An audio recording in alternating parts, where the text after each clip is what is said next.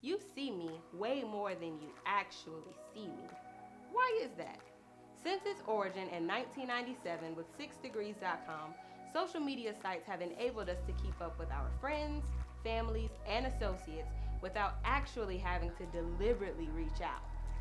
Information about the private lives of our loved ones and the public news of our nation has been made more accessible since the creation of things like MySpace in 2003, Facebook in 2004, Twitter in 2006, and Instagram in 2010. We now have the ability to connect with our loved ones and total strangers in a matter of seconds. Social media has had its role in politics, music, and popular culture. The 2012 election between Barack Obama and Mitt Romney was dubbed the Twitter election because the top contenders all had and used Twitter accounts regularly. With the rise of popular culture, we can keep up with political figures, music moguls, and a very special category of celebrities who owe their careers to platforms like Instagram, Vine, and YouTube. Where there is sunshine, rain is not too far behind. There are pros and cons to the access we have to people on a daily basis. Many of us have been fooled by friends, family, celebrities, and many more to believe the trend of people saying, living my best life. But in all reality, it's as simple as showing your best moments. In a survey of over 60 people, 78.7% said that Instagram was not a depiction of a person's true life. More than 50% of respondents agreed to some extent that women were more concerned with their social media presence than men, whereas the majority of respondents were neutral on their stance of a man's concern with his social media presence. In this episode of the Generation Y Project, we will be joined by a few of the survey respondents.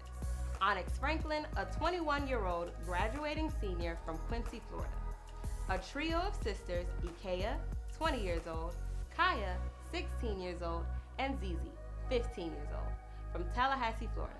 Best friends Nate and Saran and Amber Hannah from Midway, Florida. To get the why behind their what, they will share their experiences with social media, their take on the access we have to celebrities, and what pros of popular culture are actually helpful and which cons are hurtful. Stay tuned, and thanks for watching.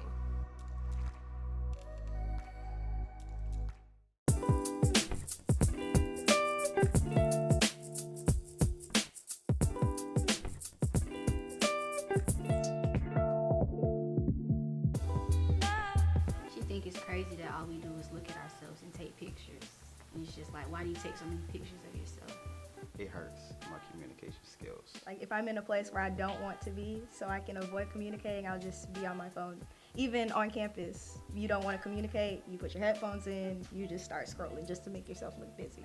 I feel as if people in that age range between their 50s, they're not mostly looking at social media, but they are looking at the youth consuming social media.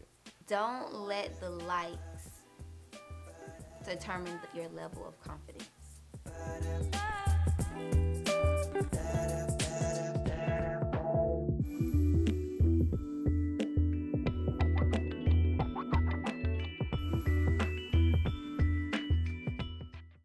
My name is Onyx Shay Franklin. I'm from Quincy, Florida. I am Nathaniel Demond, and I'm 22. I am Amber Hannah, a fourth-year pre-medicine biology student at Florida A&M University from Midway, Florida. I am Ikea, and I'm 20 years old. My name is Zakari Nelson, and I am 15. Hello, I am Kaya Nelson and I am 16 years old. And I am Saran Ferguson, a fourth-year mechanical engineer student from Gainesville, Florida, and I'm 23. This summer, I can honestly say I spend roughly, like if you put all the times together, like an hour to 2 hours a day. I'll say when I wake up in the morning, I'll be on social media. In total, probably like 3 hours. I would say I spend about 8 hours a day. Oh my gosh! This summer, because I have nothing else to do, unless I was going to camp, I'd just be on Instagram, Twitter all day. Yikes.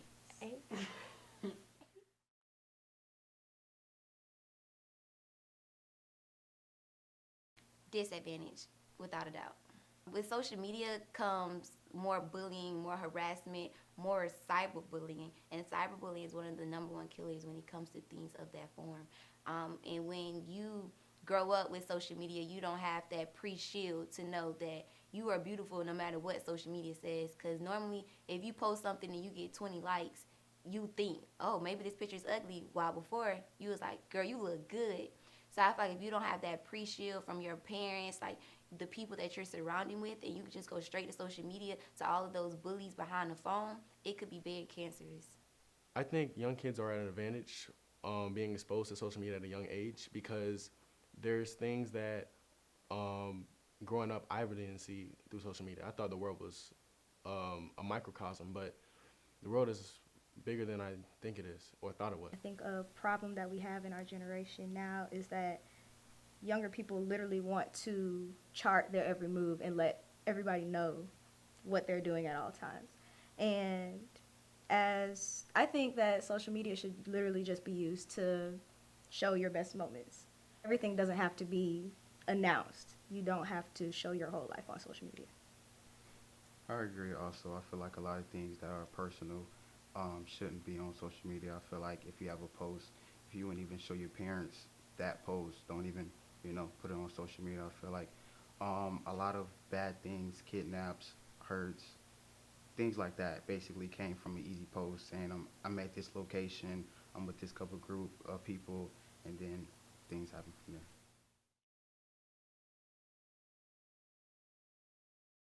At night, before I go to sleep, to like help me fall asleep, I go on social media.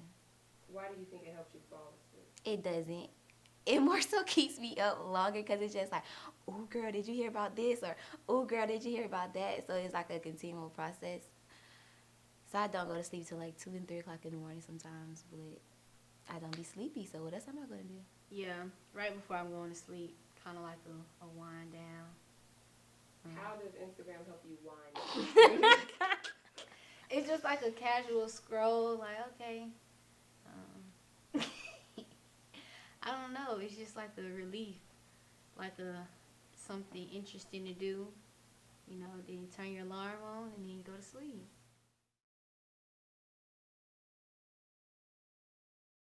So, Ron, would you consider yourself a good communicator?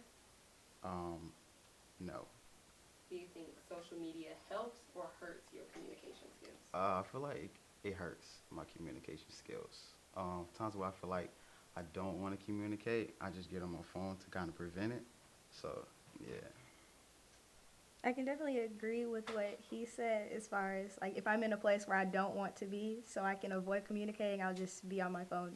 Even on campus, you don't want to communicate, you put your headphones in, you just start scrolling just to make yourself look busy. But I would say I am a fairly good communicator. It's easier to communicate with someone online, not for me per se, but for the general people, general population, because online you could put on a fake persona. You could perceive yourself as something that you're not. But as if when you're in person, you are what you get. I say both. If I see somebody out that I don't know and they look cute, I'm like, okay, girl, But even if they post something, it's like, okay, shoes, okay, hair, like, it just depends. It depends. If I know them in person, but if I don't really know you, I might not say anything if I see you. But I'm more willing to, like, comment on the picture and be like, okay, you cute. And it's not, like, weird because it's Instagram. But I feel like if I come up and be like, okay, you cute in person, it might be, like, awkward. But I'm kind of awkward.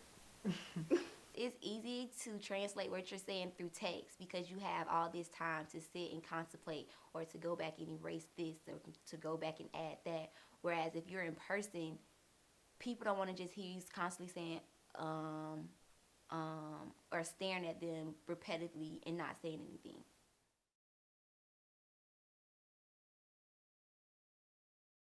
Maybe just the comment section overall. You just see I just feel like the negative outweighs the positive on a lot of posts. One thing I do like is Instagram Live because it's one thing to try to know somebody through a picture, but it's another thing to know somebody through a video. The way they talk, the way they laugh, the way they say certain things that you wouldn't get from a picture.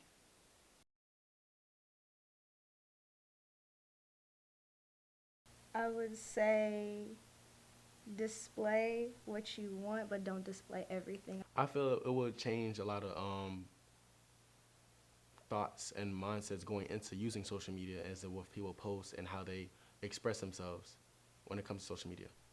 Don't let the likes determine your level of confidence. That's literally the only thing I'd say.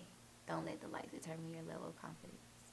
Meaning, don't get one post don't post one thing, get 5 likes, and you say, well, maybe this is kind of ugly. Don't let that happen. If you think that post is cute, remain confident in that cuteness of that post. Don't let 2 likes deter you. Maybe only 2 people saw it. You never know.